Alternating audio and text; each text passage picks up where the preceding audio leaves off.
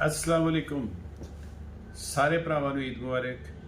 और ईद तो बाद पहला मेरा कहानी का सिलसिला दोबारा तो शुरू होना। पहली कहानी ईद तो बाद वाली कहानी की है जी कि तुसी इनू अपने हालात दे नाल आपी जोड़ जाड़ लेना। मैं तो तुहानूं पंजाबी च स्टोरियां सुनान लग पिया, पहला उर्दू च सुनाना गा। ते अज दी कहानी है कि एक गिद्दड़ ते एक गिद्दड़ी, बारिश हो रही होंदी जंगल दे विच, तो छोटा जिहा बच्चा गिद्दड़ी चुक्या होंदा तो गिद्दड़ नूं कहंदी कि ठंड बड़ी लग रही है तो किसी पासे ना वड़ वुड़ जाइए। वो वेंदे ने सामने चीते दी ना एक कछार जी बनी होंदी है, थोड़ी मतलब जिन्हों पहाड़ां दे विच छोटी सुरंग जी कहंदे ने। वो गिद्दड़ ते गिद्दड़ी उह च वड़ जांदे ने, अंदर जांदे ने तो बारिश तो मुक जांदी है। तो गिद्दड़ नूं कहंदी पर हुणे चीता आ गया तो फिर की करांगे। वो कहंदा कुछ नहीं हुंदा, जदों आएगा ना तो मैं तेनों कोई गल दस्सण लगा, तू बस यही कहना मैनूं। वो कहते ठीक है। बारिश हो रही होंगी, चीता भी उधरों किधरों भजदा आ रहा होंदा। वो जो नेड़े पहुँचता तो गिद्दड़ गिद्दड़ी को पुछदा, तू बच्चे नूं दुध नहीं पियाया? वो रोन डिया, उन्होंने भुख लगी। तो गिद्दड़ी कहती वो दुध नहीं पींदा, वो कहता मैं चीता खाना है। वो चीता सुन के तो दौड़ ला जाता डर के परां नूं। राह च उन्हें एक बांदर नज़र आता। वो बांदर उन्होंने कहता यार इन्नी बारिश हो रही, ठंड हो रही, तू कितने भज्या जाना, जा घर जा।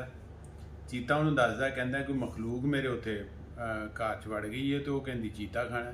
वो कहता गिद्दड़ गुद्दड़ होने ने, कोई एहो जी शह होनी है, चल आ मैं तेन लैके जाना, एवं डरी जाना।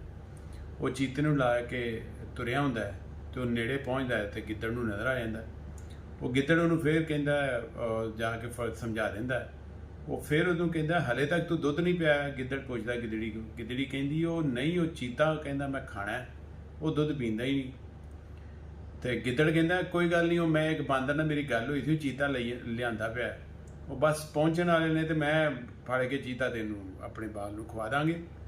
वो चीता सुनता वो फिर परां दौड़ ला दिंदा, नाल नाल बांदर भी। वो बांदर नूं कहता तू मरवान लगा, चंगा ही आ रहा मेरा। वो बड़ा समझाता नहीं आओ जी कोई गल नहीं।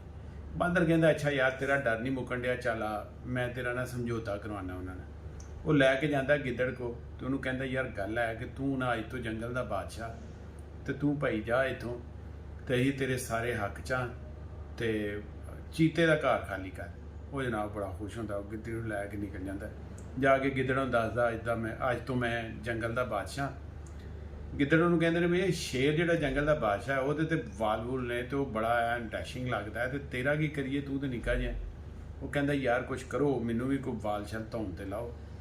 वो जांदे ने, एक गिद्दड़ नूं छज लभदा पिंड दे विच, वो फड़ी लिआंदा, वो भी पीले रंग का होंदा, कोई शेर के रंग के नेड़े का। वो लिया के उसकी गर्दन से बन्नण लगता, वो नहीं बजदा वो को, वो जी वो पूछण ते ही बन देंदा। हुण उधरों किसी ने इतलाह शेर नूं भी दे जांदे ने कि भाजी तुहाडे जंगल का बादशाह हुण गिद्दड़ बन गया जी। वो भज्जिया आउंदा, कहंदा इहदी ऐसी दी तैसी। वो गिद्दड़ उहनूं दसदे ने बादशाह गिद्दड़ नूं कि भाई जी उधरों शेर भज्जिया आंडिया तो निकलो इत्थों।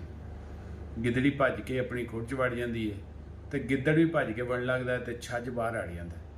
वो गिद्दड़ी उहनूं पुछदी है वो तू अंदर नहीं आउंदा, बाहर एडा खतरा है।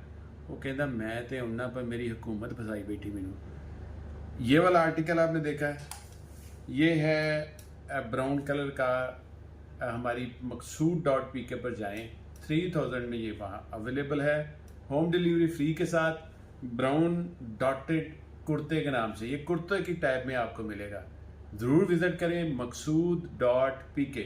मकसूद के स्पेलिंग है MAQSOOD.pk, मकसूद.pk। बहुत शुक्रिया, अल्लाह हाफिज़।